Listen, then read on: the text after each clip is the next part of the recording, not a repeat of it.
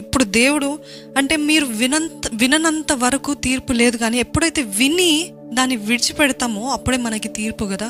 తెలుసుకున్నంత వరకు దేవుడు మనల్ని అంతగా తీర్పు తీర్చాడు, కానీ అంటే వీ హ్యావ్ బీన్ ఇగ్నోర్డ్. కానీ whenever we hear we are judged. ఎందుకంటే నువ్వు తెలిసి కూడా నువ్వు ఒప్పుకోలు చేసుకోలేదు, తెలిసి కూడా నువ్వు పశ్చాత్తాపడలేదు.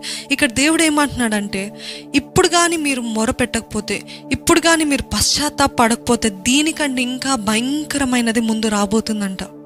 దీనికంటే ఇంకా భయంకరమైనది. సిద్ధంగా ఉన్నారా?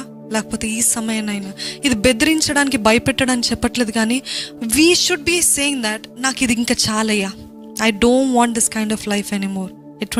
ఇటువంటి పాపపు జీవితం, ఇటువంటి కట్టబడిన జీవితం, ఇటువంటి బంధకాల్లో ఉన్న జీవితం, ఇటువంటి నాశనకరమైన జీవితం నాకు వద్దయ్యా. I bind the devil right now అని. ఎప్పుడు అధికారం వస్తుంది అంటే మనము పరిశుద్ధతతో ఉంటే, మనము పరిశుద్ధాత్మ శక్తితో నింపబడితే, మన తలంపులు, మన చూపులు, మన మాటలు అన్నీ పరిశుద్ధంగా ఉంటేనే కదా మనకి సాతాన్ పైన అధికారము. మనమే పాపంలో ఉంటూ సాతాన్ పైన అధికారం చెలాయిస్తే వాడు తిరిగి కంటే గొప్ప 7 దయ్యాన్ని తిరిగి తీసుకొస్తాడంట.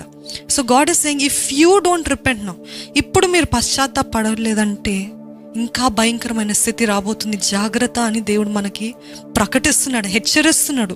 Don't take it for granted. This is not me speaking, నేను కాదు, కానీ దేవుడు చెప్తున్నాడు. మీరు కానీ ఈ సమయంలో ఆయన సన్నిధిలో మొరపెట్టకపోతే, ఉపవాసం ఉండకపోతే, అన్నీ కోల్పోయారండి. ఎంతోమంది, చాలామంది చెప్పేది ఏంటంటే గర్భాన్ని కోల్పోయారు. 3 నెలలు 4 నెలలు ఆ సమయంలోనే గర్భాన్ని కోల్పోయారు. ఎందుకు కోల్పోయారు? అపవాది దోచుకున్నాడు, అపవాది నాశనం చేస్తాడు, అపవాది హంతకుడు కదా, హత్య చేశాడు. You should tell now, this body belongs to God. ఈ శరీరం, నా శరీరము దేవునిది, ఇది దేవుంది, దేవుడికి అర్పిస్తున్నా.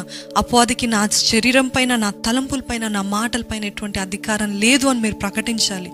You have the authority. మీకు అటువంటి అధికారం ఉంది. దయచేసి గమనించండి, మీకు అటువంటి అధికారం ఉంది. ఇంకేం దోచుకున్నాడు మీకే తెలుసు, ఇంకేమేం దోచుకున్నాడు తెలుసు కదా. చెప్పండి, యూ హ్యావ్ నో అథారిటీ. నేను ఎక్కడైతే తప్పులు చేస్తానో, ఎక్కడైతే పాపం చేస్తానో అవన్నీ ఒప్పుకొని విడిచిపెట్టండి. దేవుడు అంటున్నాడు, మీరు విడిచిపెడితే మీకు రెస్టరేషన్ అంటే 2 ఆశీర్వాదము. కానీ మీరు విడిచిపెట్టకపోతే, మీరు ఇంకా మీ ఇటువంటి పాపపు స్థితిలో ఉంటే ఏమంటున్నాడంటే దీనికంటే భయంకరమైనది ఇంకా ముందు రాబోతుంది. జాగ్రత్త పడండి.